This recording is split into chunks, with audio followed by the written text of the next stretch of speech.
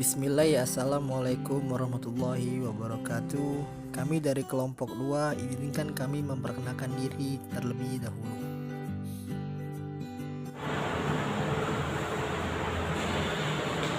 Assalamualaikum warahmatullahi wabarakatuh. Perkenalkan, nama saya Umi Prayogo, NIM 2020-22-0036. Perkenalkan, nama saya Putri Enda Nanti, NIM 2020-22-0038.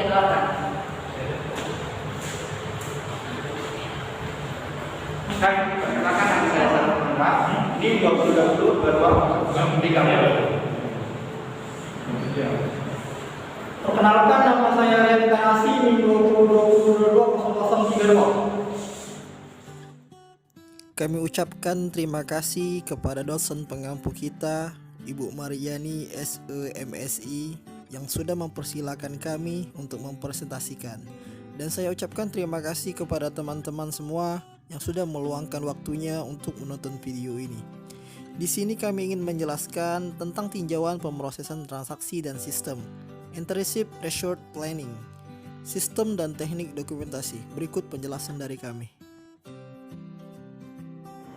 Pemrosesan transaksi, siklus pengolahan data. Fungsi penting SIA adalah memproses transaksi perusahaan secara efektif dan efisien. Siklus pengolahan data, 4 operasi: input data, penyimpanan data, pengolahan data, dan output informasi yang dilakukan pada data untuk menghasilkan informasi yang berarti dan relevan.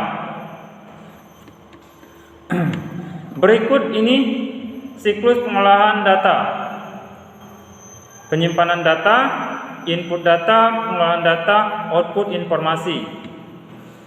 Input data, langkah pertama dalam pemrosesan input adalah mengambil data transaksi dan memasukkannya ke dalam sistem yang biasanya dipisu oleh aktivitas bisnis. Data harus dikumpulkan dari 3 segi setiap aktivitas bisnis, yaitu 1. Setiap aktivitas yang menarik. 2. Sumber daya yang dipengaruhi oleh setiap aktivitas. 3. Orang yang berpartisipasi dalam setiap aktivitas. Siklus pendapatan yang sering melakukan transaksi adalah penjualan, baik kas maupun kredit. S dan S perlu mengumpulkan data mengenai transaksi penjualan sebagai berikut.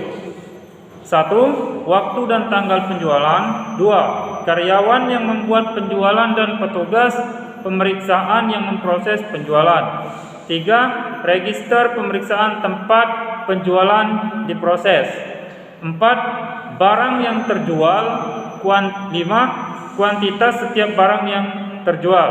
6. Membuat daftar harga dan harga aktual dari setiap barang yang terjual.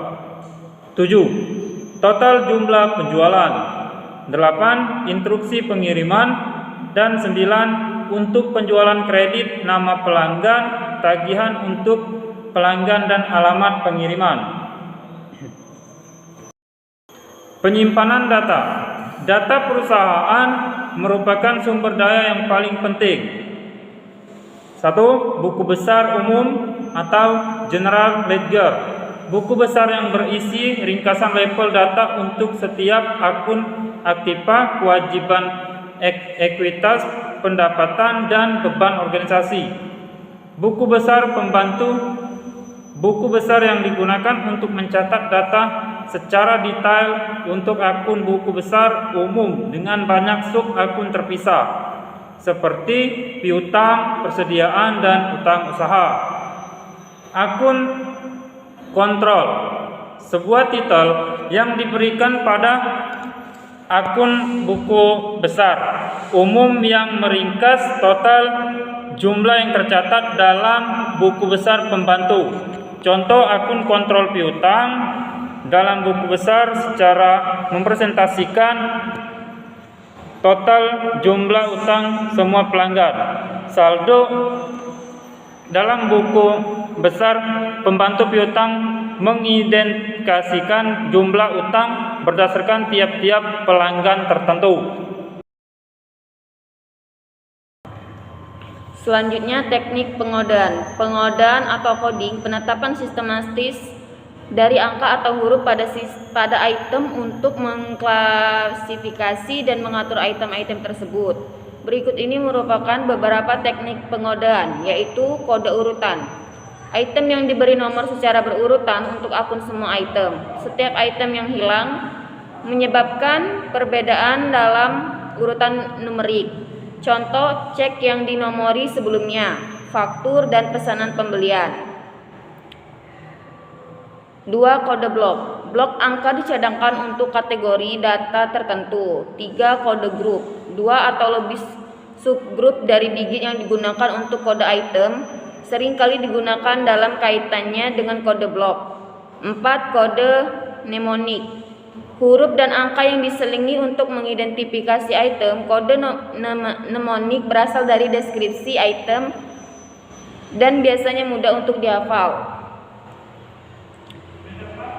Contohnya, dry 300W05 dapat mempresentasikan low N 300, putih W, pengering dry yang dibuat oleh Sears 05. Selanjutnya bagan akun. Bagan akun adalah daftar semua angka yang ditetapkan untuk secara neraca dan laporan laba rugi. Angka akun memungkinkan transaksi data untuk dikodekan, diklasifikasikan dan dimasukkan ke dalam akun yang sesuai.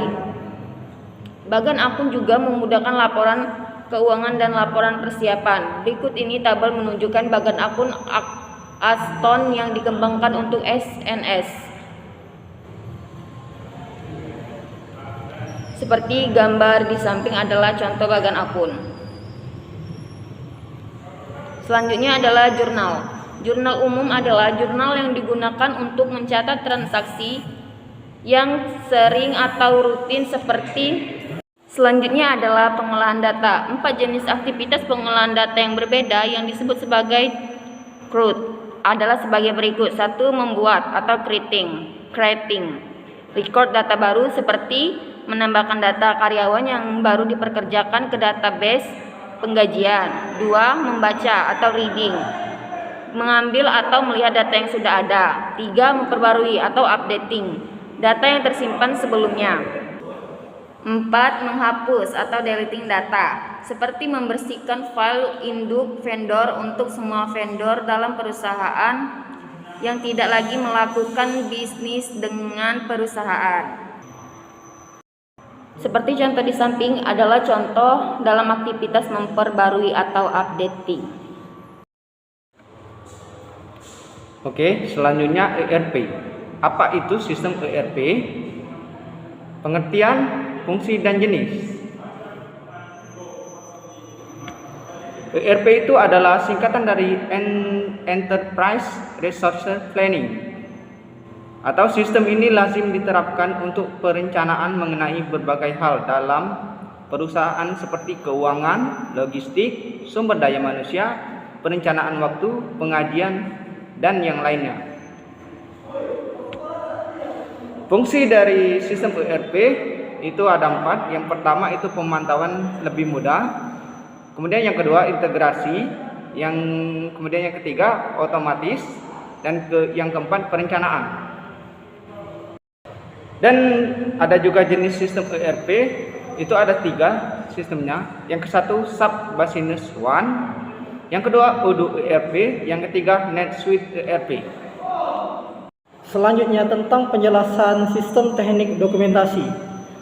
Yang pertama ada simbol dengan nama sumber dan tujuan data. Penjelasan orang dan organisasi yang mengirim data dan menerima dari sistem yang diwakili oleh kotak persegi. Tujuan data juga tersebut sebagai data sink. Yang kedua ada arus data ke dalam atau keluar. Proses disajikan oleh garis lengkung atau garis lurus dengan panah. Selanjutnya ada proses transformasi. Proses yang mentransformasikan data dari input ke output diwakili oleh lingkaran, seringkali disebut sebagai gelombang. Selanjutnya ada penyimpanan data, yaitu penyimpanan data diwakili oleh 2 garis horizontal. Yang selanjutnya ada pengendalian internal, Pengendalian internal diberi nomor dan dijelaskan dalam tabel pendamping selanjutnya. Pengertian dokumentasi adalah narasi, bagan alir, diagram, dan bahan tertulis lainnya yang menjelaskan cara sistem bekerja. Dokumentasi dilengkapi oleh deskripsi naratif yang merupakan penialis tertulis, langkah demi langkah dari komponen-komponen sistem beserta dengan interaksi antara komponen. B. Alat dokumentasi. Alat dokumentasi sangat penting dalam beberapa level, yaitu yang pertama, mampu membaca dokumentasi untuk menentukan cara sistem bekerja. Yang kedua, mampu mengevaluasi sistem sehingga dapat mengidentifikasi kelemahan dan kekuatan dari pengendalian internal dan merekomendasikan peningkatan. Yang ketiga, mampu mempersiapkan dokumentasi yang menunjukkan cara sistem bekerja baik yang sudah ada maupun yang baru diajukan. Selanjutnya, teknik dan dokumentasi sistem. Teknik sistem adalah alat yang digunakan dalam analisis, desain, dan dokumentasi hubungan antar sistem dan subsistem. Biasanya berupa grafik atau gambar, dan teknik sistem digunakan oleh akuntan yang mengerjakan pekerjaan yang menghubungkan dengan sistem. Sekian penjelasan presentasi dari kami. Itulah presentasi dari kami dan terima kasih kepada teman-teman yang telah menonton video ini sampai akhir. Harapannya dari presentasi kami bisa menjadi manfaat untuk ke depan. Karena dirasa sudah cukup, maka dari itu kami tutup dengan pantun. Di langit ada pelangi, tak lupa aku hitungi warnanya. Cukup sekian dari kami, terima kasih atas perhatiannya.